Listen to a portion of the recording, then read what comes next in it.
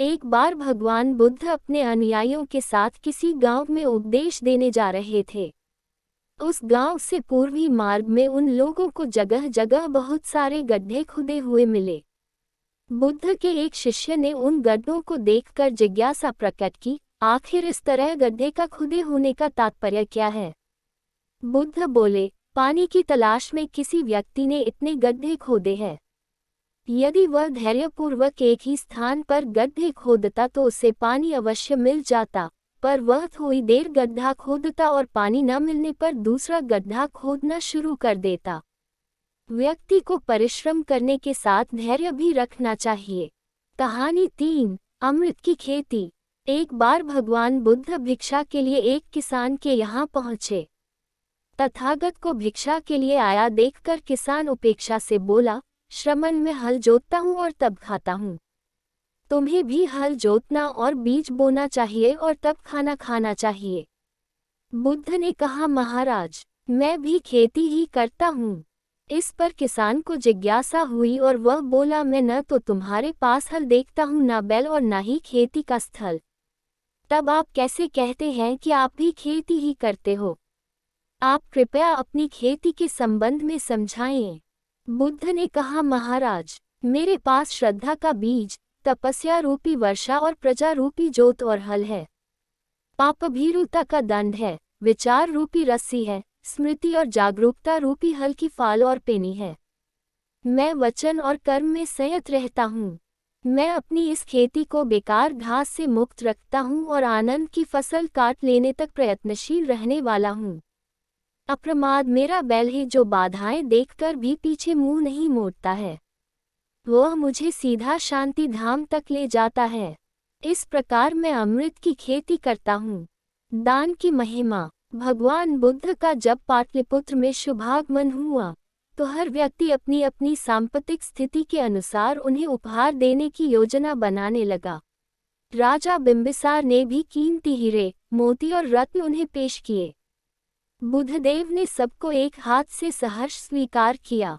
इसके बाद मंत्रियों, सेठों, साहूकारों ने अपने अपने उपहार उन्हें अर्पित किए और बुद्धदेव ने उन सबको एक हाथ से स्वीकार कर लिया। इतने में एक बुढ़िया लाठी टेकते वहां आई। बुद्धदेव को प्रणाम कर वह बोली, जिस समय आपके आने का समाचार मुझे मिला उस समय मैं यह अनार खा रही थी। मेरे पास कोई दूसरी चीज न होने के कारण मैं इस अधखाए फल को ही ले आई हूँ। यदि आप मेरी इस तुच्छ भेंट स्वीकार करें तो मैं अहोभाग्य समझूंगी। भगवान बुद्ध ने दोनों हाथ सामने कर वह फल ग्रहण किया। राजा बिंबिसार ने जब यह देखा तो उन्होंने बुद्धदेव से कहा, क्षमा करें, एक प्रश्न पूछना चाहता हूँ।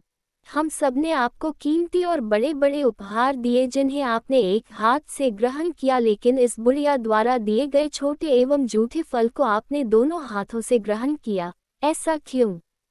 यह सुन बुद्धदेव मुस्कुराए और बोले, आप सबने अवश्य बहुमूल्य उपहार दिए हैं, किंतु यह सब आपकी संपत्ति का 10वां हिस्सा भी नहीं है। आपने यह दान दीनों और गरीबों की भलाई के लिए नहीं किया है, इसलिए आपका यह दान सात्विक दान की श्रेणी में नहीं आ सकता। इसके विपरीत इस बुढ़िया ने अपने मुंह का कौर ही मुझे दे डाला है। भले ही यह बुढ़िया निर्धन है, लेकिन इसे संपत्ति की कोई लालसा नहीं है। यही कारण है कि इसका दान मैंने खुले हृदय से दोनों हाथों से स्वीकार किया। एक बार भगवान बुद्ध जेतवन विहार में रह रहे थे। भिक्षु चक्षुपाल भगवान से मिलने के लिए आए थे। उनके आगमन के साथ उनकी दिनचर्या, व्यवहार और गुणों की चर्चा भी हुई। भिक्षु चक्षुपाल अंधे थे। एक दिन विहार के कुछ भिक्षुओं ने कुछ मरे हुए कीड़ों को चक्षुपाल की कुटी के बाहर पाया और उन्होंने चक्षुपाल की निंदा करनी शुरू कर दी कि उन्होंने इन जीवित प्राणियों की हत्या की।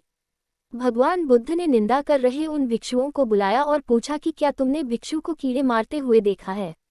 उन्होंने उत्तर दिया, नहीं। इस पर भगवान बुद्ध ने उन साधकों से कहा कि जैसे तुमने उन्हें कीड़ों को मारते हुए नहीं देखा, वैसे ही चक्षुपाल ने भी उन्हें मरते हुए नहीं देखा और उन्होंने कीड़ों को जानबूझकर नहीं मारा है, इसलिए उनकी भर्त्सना करना उचित नहीं है। भिक्षुओं ने इसके बाद पूछा कि चक्षुपाल अंधे क्यों हैं? उन्होंने इस जन्म में अथवा पिछले जन्म में क्या पाप किए?